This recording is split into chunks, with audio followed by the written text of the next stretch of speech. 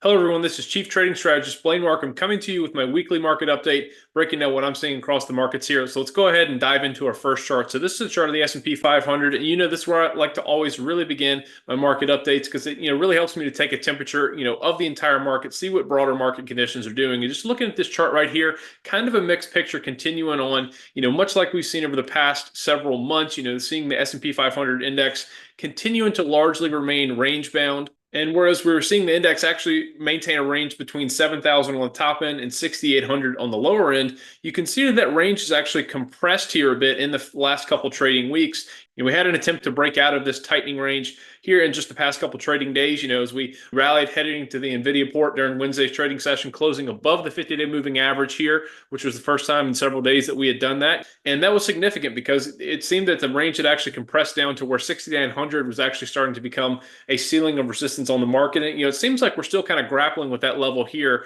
Following Thursday's session, we saw the S&P, just marginally close above the rising 50-day moving average and 6,900 there on the index. So, it seems like that is really a level right now that we're still continuing to grapple with here with the S&P. So, we're seeing that consolidating range, tighten down between 6,900 roughly and still 68 on the lower end.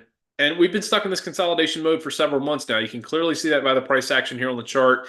Still dancing around the 50-day moving average, and we're trying to close above it, not really having successful closes above it here in the past couple trading weeks. We'll see how we end up the week here, heading into tomorrow's trading session for Friday. But thus far, we've struggled with the 50-day moving average this week, and, we certainly could possibly close below it to close out this week as well. Undeniably, we still are in an uptrend as we're trading well above the 200-day moving average. There's some very encouraging things there. And, albeit, the momentum has certainly fizzled out and kind of stalled here in the headline index. If you were to look at a chart of the equally weighted S&P 500 index, we still are seeing some very strong constructive bullish trading there. We're continuing to see a lot of great bullish action around the market and other sectors that have really benefited from this market rotation and this ongoing rotation that we've seen play out here over the past couple months. So overall, still a bit of a mixed picture here at the index level. It still seems like the index, namely big cap tech, mega cap tech stocks, they're really still in search of one of those catalysts to really see this market break out of the range, whether it's, break out to the upside or even break down to the downside. Now, I will say that, typically, historically speaking, the longer you see a consolidation pattern like this play out, typically the larger breakout that you're going to see on either end, whether, again, that's going to be a breakout or a breakdown. So this could be foreshadowing a potentially large move for the markets here in the months to come, but certainly something to be watching out for. But with that said, even with the market momentum still stalling out here at the index level, as I was mentioning, there's still some really great opportunities out there. So some great pockets of momentum, and it's areas that we're watching very closely. And this is a chart right here that's kind of illustrating, exactly what I'm talking about here. So this actually is showing two different price charts included here. The blue line here, this top one that you can see sloping up here, this is actually representing the SMH semiconductor ETF. So this is representative of the entire semiconductor sector. So that's what our blue line is right here. And then our black line down here is actually the VGT. This is the Vanguard Information Technology ETF. So we have a broad information tech ETF down here. That's our black line. And then we have a more semiconductor chip stock focused ETF on this blue line right here. Now, this is actually looking at the past year's worth of price action. So just the, rewinding 1 year from present. And you can see that through much of last year, really selling off into the March and April lows of last year, coming out of those lows into May and into June, largely heading right into June. The two of these were trading pretty much in lockstep with one another. They were trading right alongside one another, came out of the sell-off from last year. It recovered quite nicely right alongside of each other.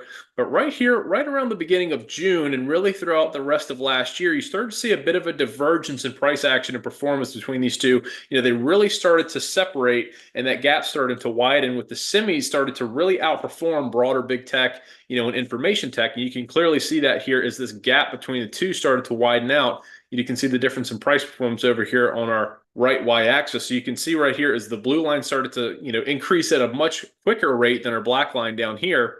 And so while we were starting to see early signs of this divergence happening here, midway through last year, during the summer of last year, heading into fall of last year, it was when the real major divergence happened right here. You can see the gains really had stalled out at this point for the information tech ETF VGT. It's really just been trading sideways ever since. Really hasn't gained too much. The relative performance there has been pretty poor. It's been trading sideways essentially. But you can see what the semiconductor ETF has done since. It's continued to trade very nicely. There's obviously a great deal of relative strength there. You can see the very significant series of higher highs and higher lows that the SMH has enjoyed regarding its performance over the past year. So you can see this very strong relative performance here, and that's exactly what we're looking to target in a market, particularly one that's stalling out at the index level. You're seeing less opportunities in just the index. You have to search out those opportunities out there in the market, where that relative strength is, where that momentum is going, and go ahead and identify some trading opportunities there. So this really is a nice start comparison here, of where the opportunity is and where the momentum has already faded in the markets. And this here too is just another chart illustrating the same thing that I'm talking about. This is actually a ratio chart between that SMH semiconductor ETF and showing a ratio against the performance of the S&P 500. So this is just simply comparing the performance between the SMH compared to the S&P 500 index. So all you need to know here is seeing this line slope up. As long as this line is sloping up, that means that our SMH in this case is significantly outperforming relative to the S&P 500 index. So again, great example of right here of highlighting that relative strength and outperformance from the semiconductor stocks, broadly speaking. Because of the strong relative outperformance, that's where we want to be looking for opportunities in the markets. That's where we're going to be spotting different trade setups for our clients.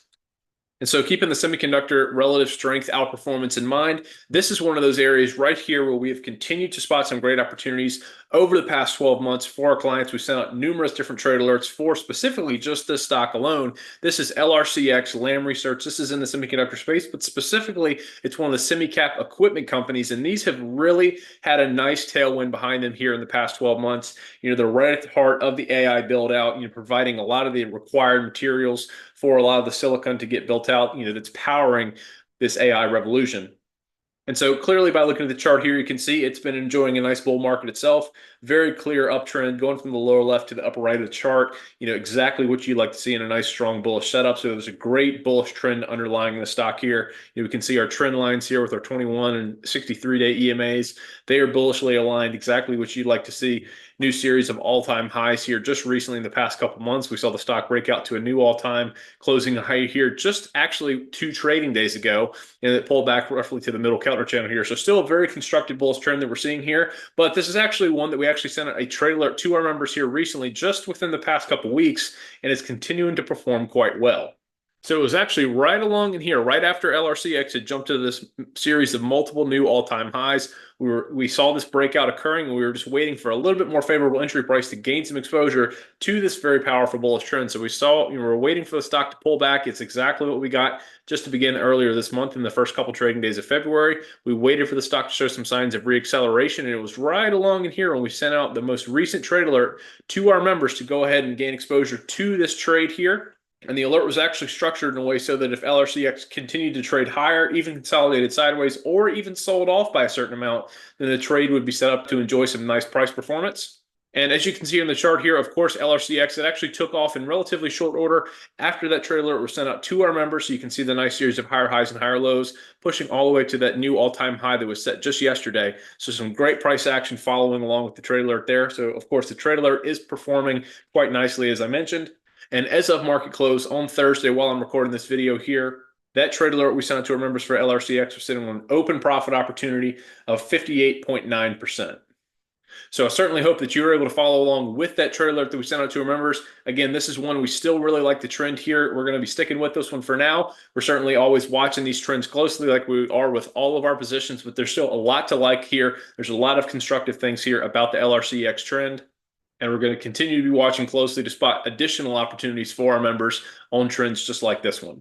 Now, if you weren't able to follow along with this trade alert just like this one for LRCX, don't worry, it's totally okay. I'm going to go ahead and share with you next how you can ensure that you begin receiving trade alerts just like this one I just shared with you here as soon as we spot the next great opportunity out there in the market. So if you want to begin receiving these trade alerts just like that one I shared with you there for LRCX, this is how you can do it right here. Go ahead, give our team a call, dial them up at 310-647-5664 to go ahead and reach out. Please feel free to ask them any questions you want to about our strategies, our programs, trade alert services, anything you want to ask. They're a great team. They're very helpful. They're there to help answer your questions. And most importantly, go ahead and get you signed up so you can get on a list to make sure that you begin receiving these trade alerts as soon as our team spots the next great trade opportunity out there. So go ahead and give them a call today. Now, to go ahead and conclude my market update for this week, we're still certainly waiting to see how the indexes and markets close out for the week. We have a lot of trading left to go with the Friday session. It's always generally a pretty action-packed session there on Friday, so a lot to watch there. We have a big inflation report coming out tomorrow that's likely to be a price action catalyst in the PPI report, that is. So we're going to be watching closely for that. And then heading into next week too, we're going to continue to get some really crucial earnings in. Particularly in the software space, we've seen a lot of the blowups and just waterfall type declines that we've seen across the software space and technology here over the past couple of weeks. So we have a lot of really key software earnings reports coming up next week. So that's certainly something we're going to be keeping a close eye on. Have some big earnings reports coming up in the retail space as well. So some individual stock, really important catalysts coming up. We're going to be watching those very, very closely. But that's what's on our radar. That's what our team's watching and paying attention to. Gave you an idea of where we're also watching for some new opportunity out there as well. So I hope you enjoyed watching this market update. Thank you so much for tuning in. I really appreciate you sitting down to watch this. I'll be looking forward to putting this together for you next week. But until then, I hope you have a great weekend. Enjoy your week. Best of luck trading, and I'll see you back around here soon.